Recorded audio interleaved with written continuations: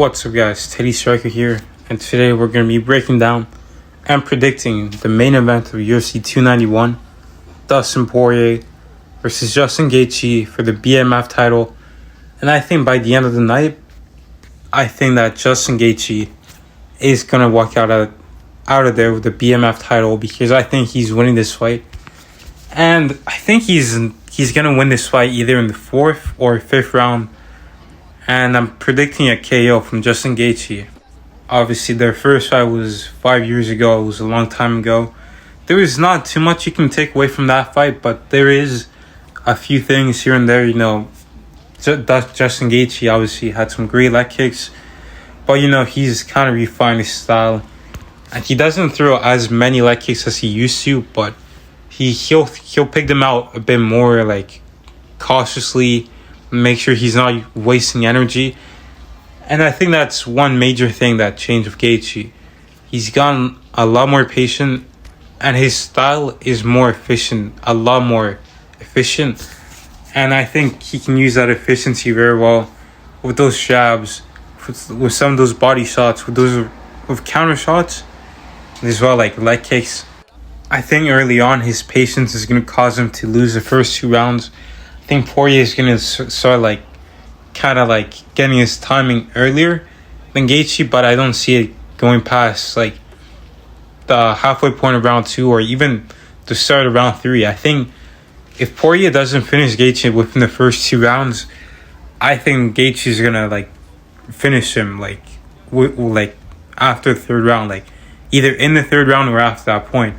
And the reason I'm saying that because, you know, this fight is taking place at Salt Lake City, Utah, and it's at elevation of, I'm not exactly sure how much. I think it might be 10,000 feet above seawater. And Justin Gaethje, he trains in Denver, Colorado, which is also at elevation. I think it's slightly higher than Utah, which is crazy that he trains there, but it's going to give him such a huge cardio boost.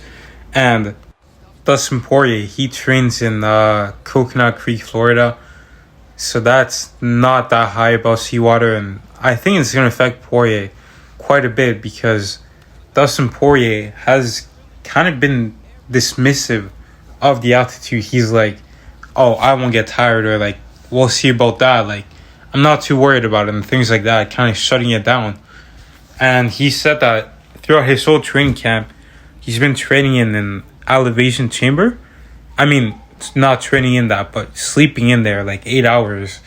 And he only got there 7 days ago, which by Saturday, tomorrow, it's only going to be 8 days removed from the fight.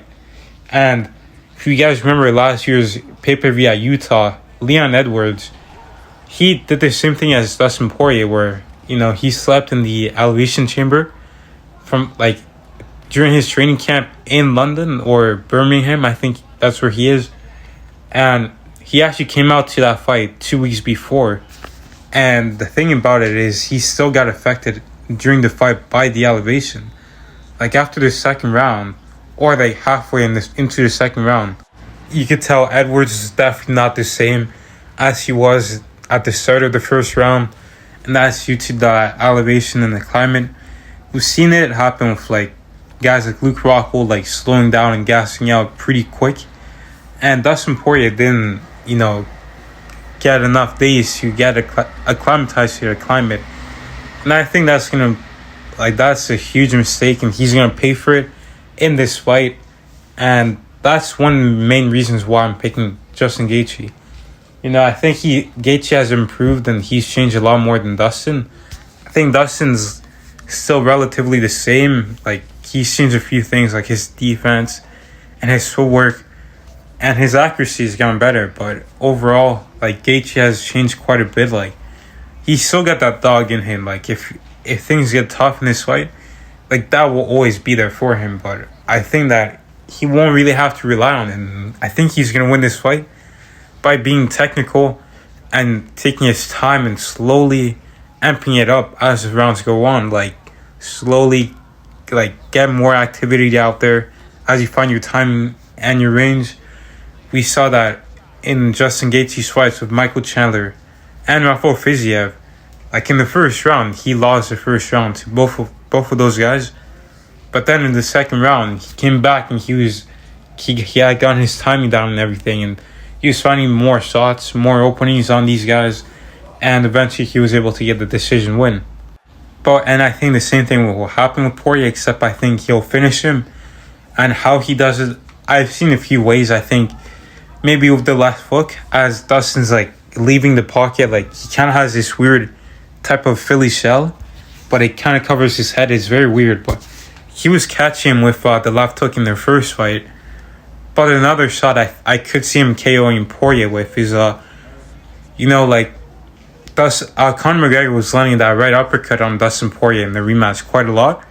And Justin Gaethje does this thing where he'll switch his stance and like go into southpaw and then throw the right uppercut. And it catches his opponent's off guard. And I think if he sets it up with like a switch to southpaw with a left kick, he can set it up with that. Like have Poirier think it's a leg kick, but then mix up the uppercut. But I think Justin Gaethje has this fight in the bag.